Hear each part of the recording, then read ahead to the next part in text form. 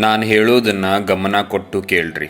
ಭಾಳ ಮಂದಿ ನೀವು ನಿಮ್ಮ ಫಿಟ್ನೆಸ್ ಜರ್ನಿ ಆಯ್ತು, ನಿಮ್ಮ ಹೆಲ್ತ್ ಕಡೆ ಫೋಕಸ್ ಮಾಡೋದು ಎದಕ್ಕೆ ಸ್ಟಾರ್ಟ್ ಮಾಡೋಂಗಿಲ್ಲ ಅಂತ ಹೇಳಿದ್ರೆ, ಅರ್ಧಕ್ಕೆ ಮಂದಿಗೆ ಹೆದರಿಕೆ ಏನಂದ್ರೆ, ಜಿಮ್ಮಿಗೆ ನಾ ಹೋದೆ ಅಂದ್ರೆ ನಾ ಹೊಸಬ ಇರ್ತೀನಿ, ನನಗೆ ಏನು ಮಾಡೋಕ್ಕೆ ಗೊತ್ತಿಲ್ಲ, ನನಗೀಗಿರೋ ದಪ್ಪ ಕಂಡೀಷನ್ ನೋಡಿ ಅಲ್ಲಿರೋ ಮಂದಿ ನನ್ನನ್ನು ಜಡ್ಜ್ ಮಾಡ್ಬೋದು, ನನ್ನನ್ನು ನೋಡಿ ಅವರು ಅಸಹ್ಯ ಮಾಡಬಹುದು ಅನ್ನೋ ಹೆದರಿಕೆ ಅವ್ರ ತಲೆಯಾಗಿರ್ತೈತಿ. ಎಸ್ಪೆಷಲಿ ಹುಡುಗಿರಿಗೆ ನೋಡ್ರಿ, ನೀವು ಈ ಮಂದಿ ಏನು ಅನ್ಕೋತಾರ, ನೀವು ದಪ್ಪದೀರಿ ಅಂತ ಕಾಡಿಸ್ತಾರೋ, ಅಸಹ್ಯ ಮಾಡ್ತಾರೋ, ಇದನ್ನೆಲ್ಲ ತಲೆಗೆ ಇಟ್ಕೊಂಡು ಕುಂತ್ರೆ ನೀವು ಯಾವತ್ತೂ ನಿಮ್ಮ ಮೇಲೆ ಫೋಕಸ್ ಮಾಡೋಕ್ಕಾಗಲ್ಲ. ನೀವು ಯಾವಾಗ್ಲೂ ಹೆಂಗಿರ್ತೀರಿ ಅಂದರೆ, ಬೇರೆಯವರ ದೃಷ್ಟಿಲಿ ಒಂದು ಪ್ರಿಸನ್ ಜೈಲ್ ಒಳಗಿದ್ದಂಗೆ ಇರ್ತೀರಿ. ಇನ್ನೊಂದು ಏನಂತ ಹೇಳಿದ್ರೆ, ನಾವು ನಮ್ಮ ಎಲ್ಲ ಖುಷಿಗಳನ್ನು, ನಮ್ಮ ಎಲ್ಲ ಅಚೀವ್ಮೆಂಟ್ಗಳನ್ನು ಕಂಪೇರ್ ಮಾಡ್ಕೊತ ಇರ್ತೀವಿ. ಫಾರ್ ಎಕ್ಸಾಂಪಲ್, ಯಾರಾದರೂ ಸೋಷಿಯಲ್ ಮೀಡಿಯಾದಾಗ ಹೊಸ ಕಾರು ತೊಗೊಂಡ್ರು, ಹೊಸ ಬೈಕು ತೊಗೊಂಡ್ರು ಅಂತ ಹೇಳಿದ್ರೆ, ನಾವು ಏನು ಅನ್ಕೊಂಡು ಕುಂತಿರ್ತೀವಿ ಅಂದ್ರೆ, ಅವ್ರ ಜೀವನ ಭಾಳ ಚಲೋ ಐತಿ, ಎಲ್ಲ ಅವ್ರ ಜೀವನದಾಗ ಚಲೋ ನಡೆಯಕತ್ತಾವು, ಟ್ರಿಪ್ ಅಡ್ಡಾಡಕತ್ತಾರ, ಹೊಸ ಹೊಸ ಫೋನ್ ತೊಗೊಳತ್ತಾರ, ಐಫೋನ್ ಹೊಸದು ಲಾಂಚ್ ಆದ್ಕೊಳ್ಳೆ ತೊಗೊಂಡು ಎಲ್ಲ ಹಾಕೋದು ಸ್ಟೋರಿ. ಇದನ್ನೆಲ್ಲ ನೋಡಿ ನಾವು ನಮ್ಮ ಜೀವನ ಯಾಕೂ ಇಷ್ಟು ಕೆಟ್ಟೈತಿ, ನಾನು ಅವ್ರ ಥರ ಮಜಾ ಮಾಡಬೇಕು, ನಾನು ಅವ್ರ ಥರ ಟ್ರಿಪ್ಸ್ ಅಡ್ಡಾಡಬೇಕು, ನಾನು ಅವ್ರ ಥರ ಕಾರ್ ತೊಗೋಬೇಕು, ಬೈಕ್ ತೊಗೋಬೇಕು ಅನ್ನೋ ಭಾವನೆಗಳು ನಮ್ಮ ತಲೆಗೆ ಬಂದುಬಿಡ್ತಾವೆ. ಬಟ್ ಇಲ್ಲಿ ನೀವೇನು ಅರ್ಥ ಮಾಡ್ಕೋಬೇಕಂದ್ರೆ, ಈ ಸೋಷಿಯಲ್ ಮೀಡಿಯಾ ಅನ್ನೋದು ಒಂದು ಭಾಳ ಟಾಕ್ಸಿಕ್ ಪ್ಲೇಸ್ ಅಂದರೆ ವಿಷ ಇರ್ತದೆ ಇದ್ರಾಗ ಭಾಳ. ಯಾಕೆ ಹೇಳಂತೀನಿ ಇದನ್ನು ಅಂತ ಹೇಳಿದ್ರೆ, ನಿಮಗೆ ಏನಾದರೂ ಲೈಕ್ ಅಚೀವ್ಮೆಂಟ್ ಆಗಿರಲಿ, ಏನೋ ಒಂದು ನೀವು ಸಾಧನೆ ಮಾಡಿರಲಿ, ಮುಂದಿನವ ನಿಮ್ಗೆ ಯಾವಾಗ್ಲೂ ಲೈಕ್ ನೀ ಕೆಳಗೆ ಅದಿ ಅಂತ ತೋರಿಸೋ ರೇಂಜಿಗೆ ಮಾಡಿರ್ತಾನೆ. ಈಗ ಯಾರೊಬ್ರು ಐಫೋನ್ ತೊಗೊಂಡ್ರ, ಎಕ್ಸಾಂಪಲ್ ಈಗ 17 Pro ಯಾವುದೋ ಬಂದೈತಿ, ಅದನ್ನು ತೊಗೊಂಡಾರ. ಆ ಮನುಷ್ಯ ಅದನ್ನು ತೊಗೊಂಡಂತೆ ಸ್ಟೋರಿ ಹಾಕಿದ. ಅವ ಅದನ್ನು ಹೆಂಗೆ ತೊಗೊಂಡಾನ ಅಂತ ನಿಮಗೆ ಗೊತ್ತಿಲ್ಲ. ಅವನು ಅದನ್ನು ತೊಗೊಂಡು EMI ಮೇಲೆಲ್ಲ ತೊಗೊಂಡು ಅವನ ಜೀವನ ಸಾಕ್ಸಾಕಂತೇಳಿ ಕಷ್ಟಪಡಕತ್ತಾನೋ, ದುಡ್ಡು ದುಃಖದಿಂದ ಆ EMI ತುಂಬಾಕತ್ತಾನೋ ನಿಮಗೆ ಗೊತ್ತಿಲ್ಲ. ಬಟ್ ನಿಮಗೆ ಏನು ಗೊತ್ತಂದ್ರೆ, ಬರೀ ಕಣ್ಣಿಗೆ ಕಾಣತೈತಿ ಐಫೋನು, ಚಲೋ ಪಳ ಹೊಳೆ ಆದೈತಿ, ಅವ ತೊಗೊಂಡ್ಬಿಟ್ಟಾನ, ನಿಮ್ಮ ಕಡೆ ಐಫೋನ್ ಈಗ ಲೇಟೆಸ್ಟ್ ಇಲ್ಲ. ಇದು ಕೊರ್ಕೊಂಡ್ ಕುಂತೀರಿ ನೋಡ್ರಿ. ಎಲ್ಲರ ಜೀವನದಾಗೂ ಏನಾದರೂ ಒಂದು ಪ್ರಾಬ್ಲಮ್ಮು ಇದ್ದೇ ಇರ್ತೈತಿ. ಯಾರೂ ಲೈಕ್ ಏನು ಎಲ್ಲ ಆರಾಮದಾನಪ್ಪ ಅಂತಿಲ್ಲ.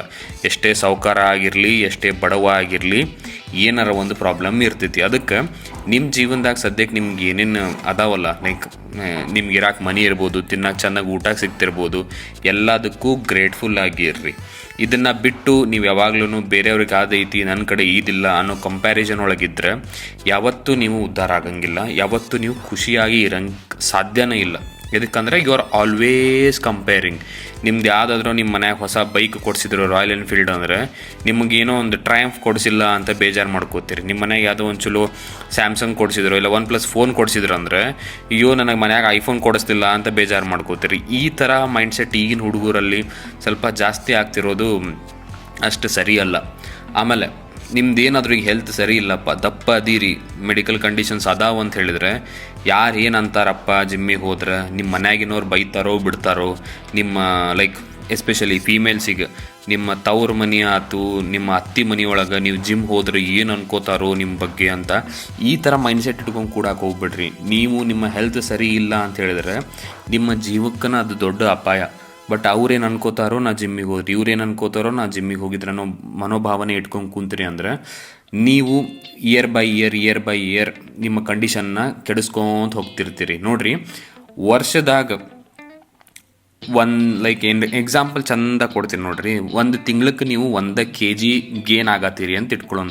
ಈಗಿರೋ ನಿಮ್ಮ ಲೈಫ್ ಸ್ಟೈಲ್, ಏನೇನು ತಿನ್ನಾಕತ್ತೀರೋ, ಏನೇನು ಕುಡಿಯತ್ತೀರೋ, ಎಷ್ಟು ಅಡ್ಡಾಡತ್ತೀರೋ ಅದನ್ನೆಲ್ಲ ಇಟ್ಕೊಂಡು ತಿಂಗ್ಳಕ್ಕೆ ನೀವು ಬರೀ 1 kg ಗೇನ್ ಆಗತ್ತೀರಿ ಅಂದರು, ಒಂದು ವರ್ಷಕ್ಕೆ ನೀವು 12 kg ಗೇನ್ ಆಗ್ತೀರಿ. ಹಿಂಗೆ ಒಂದು 2 ವರ್ಷ 3 ವರ್ಷ ಆತಂದ್ರೆ 50-55 ವಯಸ್ಸು ಲೈಕ್ kg ಇದ್ದು ಏನು ಚಂದ ಕಾಣ್ತಿದ್ದು ಹುಡುಗಿ ಅಂತ ಇದ್ರಲ್ಲ, ಒಮ್ಮೆ ನೀವು ಎಷ್ಟಾಗ್ಬಿಡ್ತೀರಿಪ್ಪ, 80-90 ಈ ಥರ ಕೆಟಗರಿಗೆ ಬಂದ್ರಿ ಅಂತ ಹೇಳಿದ್ರೆ, ನಿಮ್ಮ ಮೇಲೆ ನಿಮ್ಗೆ ಒಂದು ಬ್ಯಾಡ್ ಫೀಲಿಂಗ್ ಬರಾಕತ್ಬಿಡ್ತೈತಿ. ಏನಪ್ಪ ಎಂಥ ಚಂದಿದ್ದೆ ನಾನು ಮೊದಲು, ಈಗ ಯಾಕೆ ಹಿಂಗೆ ಆಗಿಬಿಟ್ಟೆ ಅನ್ನೋ ಫೀಲಿಂಗ್ ಬರಾಕತ್ಬಿಡ್ತೈತಿ. ಅವಾಗ ನಿಮ್ಮ ಮೇಲೆ ಲೈಕ್ ನಿಮ್ಗೊಂದು ಬ್ಯಾಡ್ ಫೀಲಿಂಗ್ ಇರ್ತೈತಿ, ನಾ ಯಾಕೆ ಹಿಂಗಾದೆ ಹಂಗಾದೆ ಅಂಥೇಳಿ.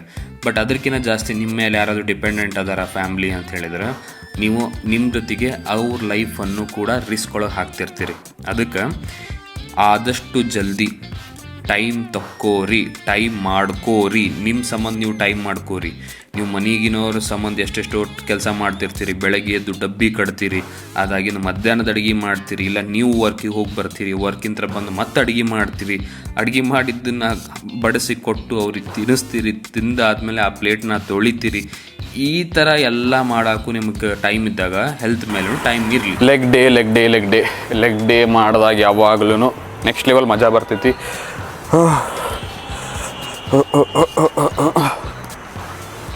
ಜಸ್ಟ್ ಟೈಮ್ ಜಾಸ್ತಿ ಆಗ್ತೈತಿ ವರ್ಕೌಟ್ ಮಾಡೋಕ್ಕೆ.